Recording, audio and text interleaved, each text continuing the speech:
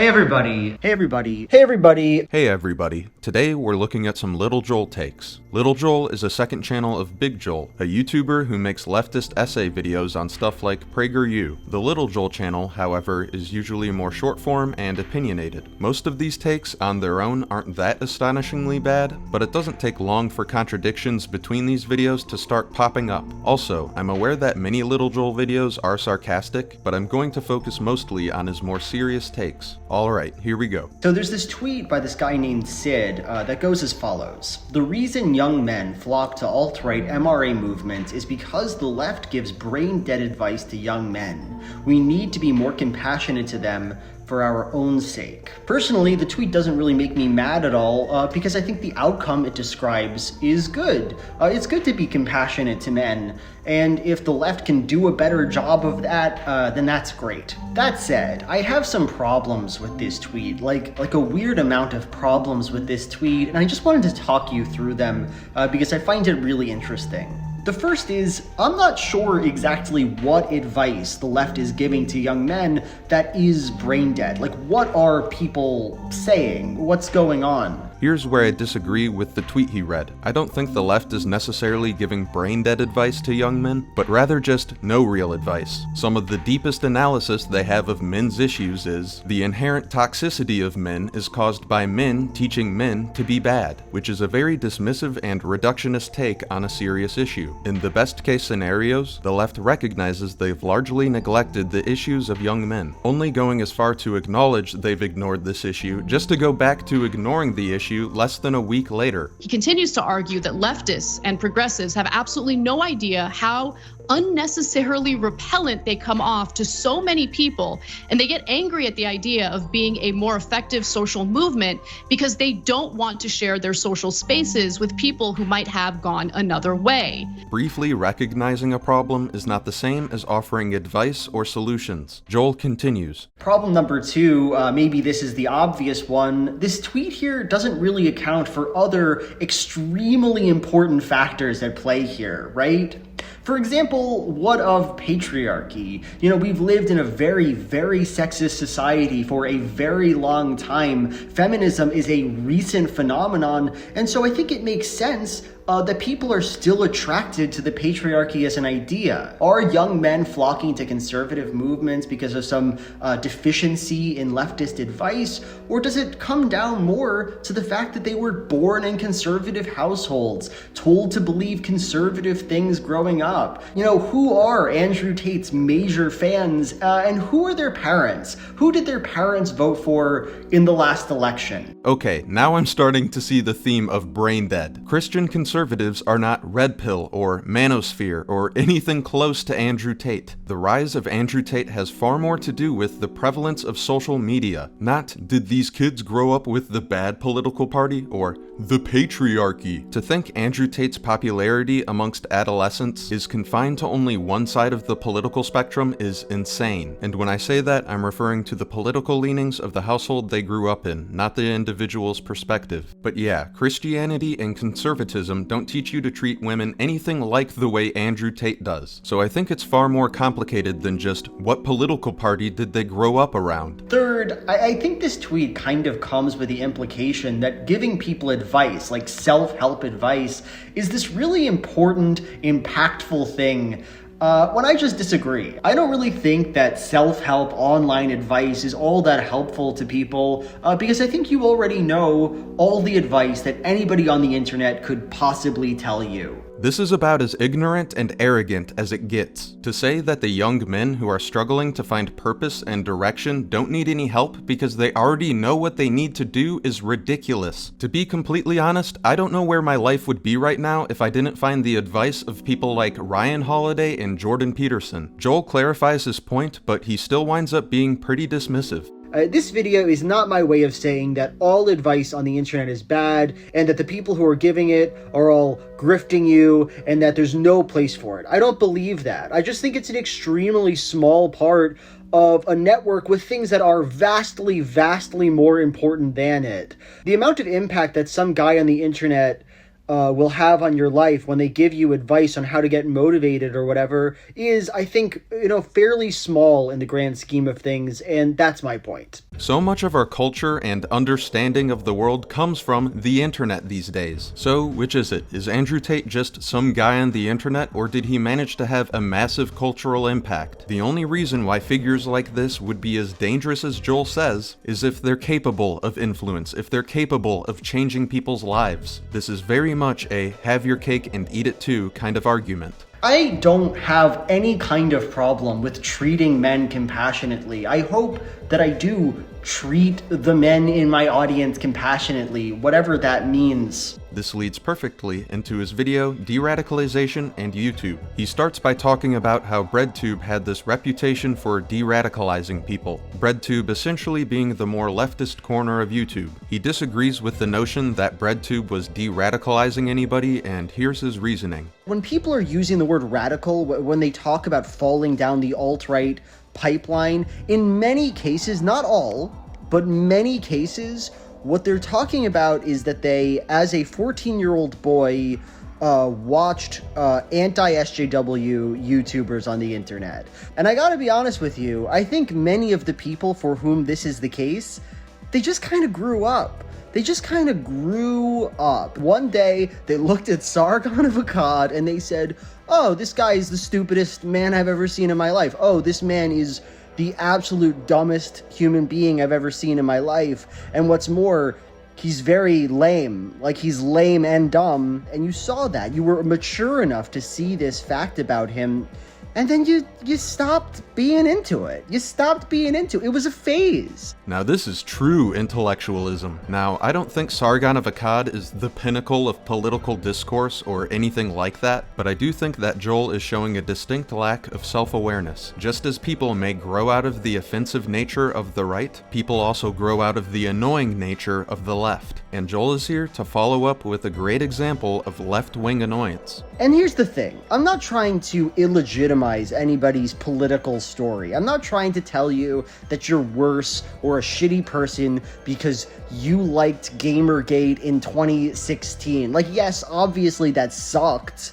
But we can get over that. We can get over that together. As long as you agree with me now, we can get over this together, because, I mean, the only way that you would disagree with me is if you were immature and stupid enough to like somebody that I disagree with. I'm not trying to delegitimize anybody's political story, but, the only way that you would come to the conclusions that I have is if you've matured and grown up and you grew a little bit more of a brain, because obviously it's the natural conclusion to maturity to wind up agreeing with my political beliefs. How pretentious. It is this kind of attitude that makes it so easy for young men to disregard the left. This is the exact kind of behavior the tweet from the first video was talking about. Moving on. It's become kind of a fad among conservatives to try to define the word woke, and they keep doing a really poor job of it. Like, they're doing a weirdly bad job defining this very simple word. Like, the way they use this word is not complicated. Wokeness claims, 1,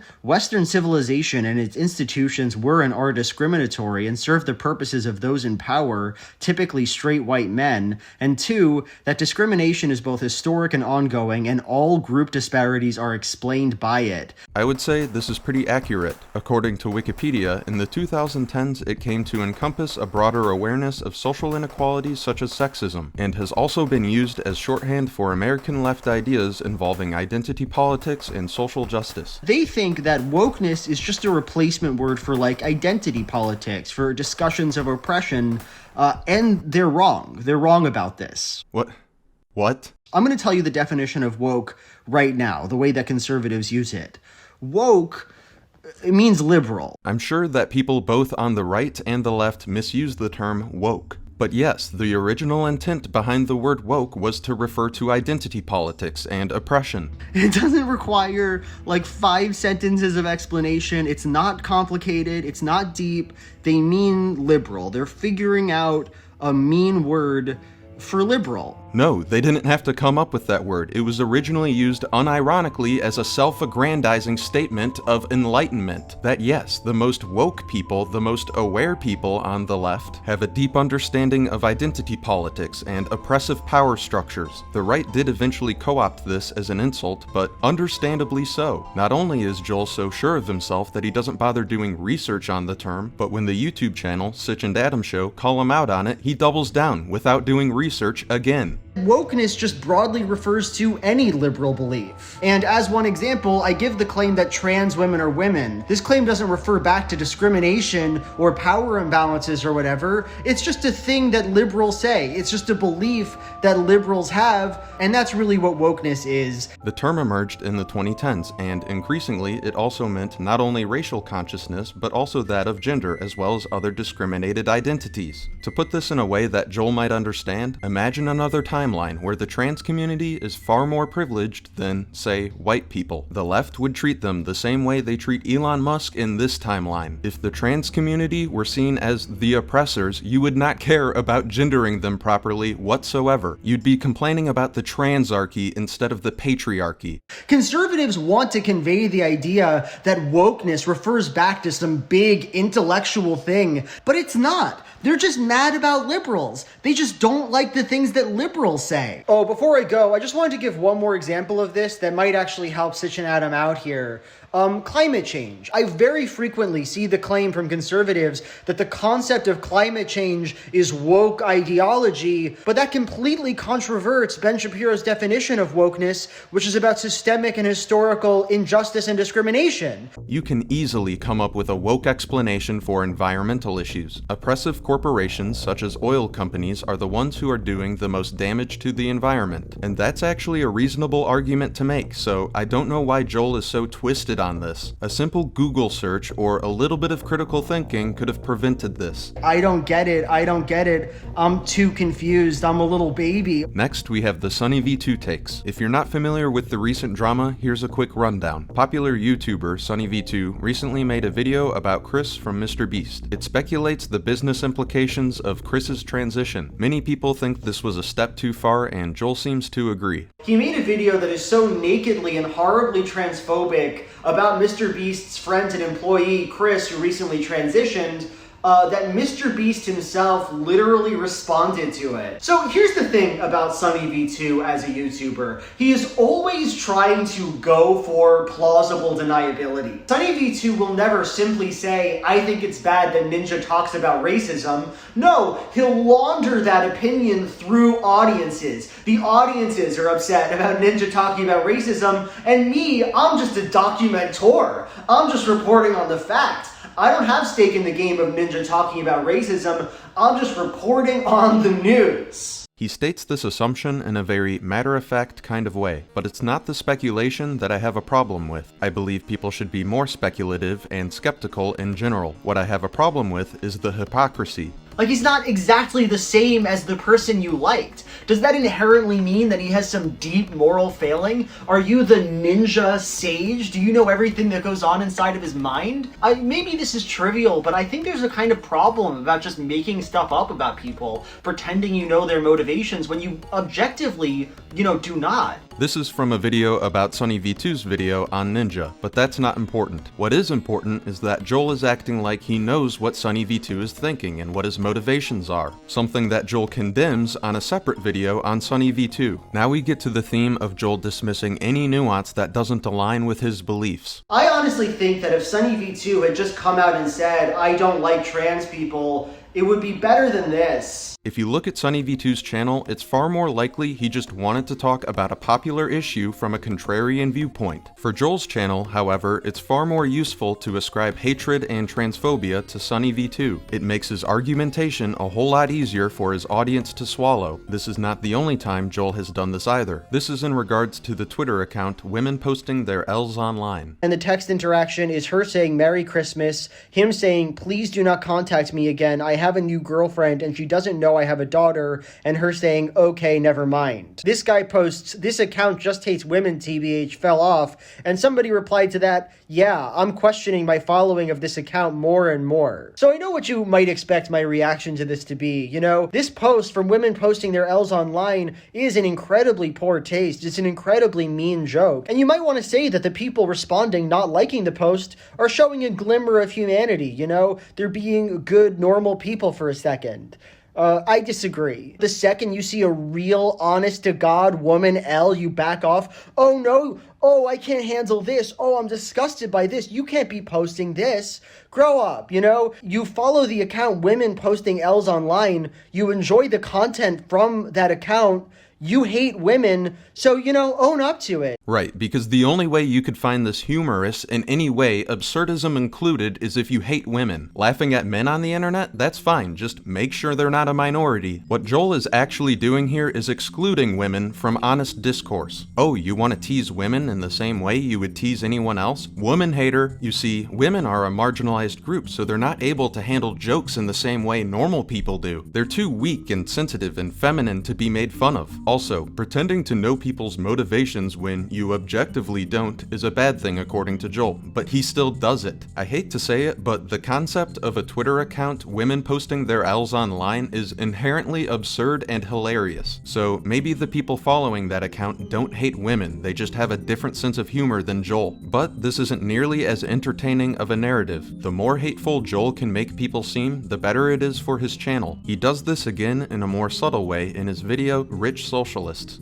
Whenever some big leftist, usually Hassan, buys something extravagant or whatever, shows off that he has money in any way, there's a conversation often had by conservatives, but also by good faith leftists, talking about how he's not an authentic socialist, about how it's hypocrisy or whatever. There's a conversation often had by conservatives, but also good faith leftists. It's as if the word conservative itself has become a dog whistle for bad faith, which is absurd when you consider just how uncharitable Joel has been in most of these arguments. There seems to be a push to destroy any nuance or balance in the center, and not just from Joel. So those centrists are, they're despicable, right? They're cowardly, they suck, they have no ideological backbone, they have no moral backbone, but fear not, their opinions are unimportant in the grand scheme of things. Centrism doesn't even exist, and that's the other part of it. You can be in the center of a subject, you can see both sides of an argument or whatever, but ultimately centrism has a slant towards reactionary attitudes, and in most instances centrists are simply siding with the reactionaries. Why? Because inaction in the face of injustice is siding with the oppressor. Reactionary is one of the most misused words by progressives. Just because I think something as silly as calling out cultural appropriation isn't social progress doesn't mean that I'm against social progress. Believe it or not, yelling cultural appropriation at a black guy eating sushi in America isn't progress. These days, too many leftists believe that any social movement in any direction, including regression, is somehow progress. This is why groups as disgusting as quote-unquote maps are able to get any kind of traction. It's clear that progressives often don't even understand what progress is. So how can they define and label the people who are against progress when they don't even understand what progress is? Oh, and by the way, even though leftists are the moral arbiters who get to decide what progress is and isn't, according to Joel, there's no virtue required for being a leftist. Charity as a concept is a virtue. It's a virtuous thing to do for everybody. Everybody almost agrees that giving of yourself, sacrificing for other people, giving people what they need is a good thing to do. It's not leftist to give people things that they need. It's simply kind.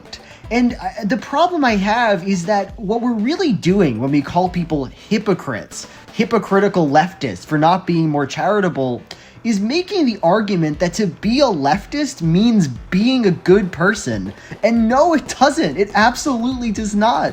Being a leftist, believing in socialism, these are completely unrelated. These do not make you a good person. Virtue, behavior showing high moral standards, a quality considered morally good or desirable in a person, a good or useful quality of a thing. So if it doesn't take any virtue to be a leftist, then what does it take? Is just repeating left-wing talking points that you don't believe in whatsoever good enough? Being kinder and more considerate of marginalized groups would be considered virtuous. The redistribution of wealth and resources is seen as virtuous on the left. According to Joel, though, no virtue required. The best thing about leftism really is that it deals with the real world, that it deals with actual material forces. First of all, this is incredibly conceited, especially after saying you don't need to be virtuous to be a leftist. Second of all, isn't dealing with the real world and real circumstances for the sake of better politics a virtue in itself? He is so desperately trying to claim moral superiority without outright claiming moral superiority, which to me is absolutely sickening.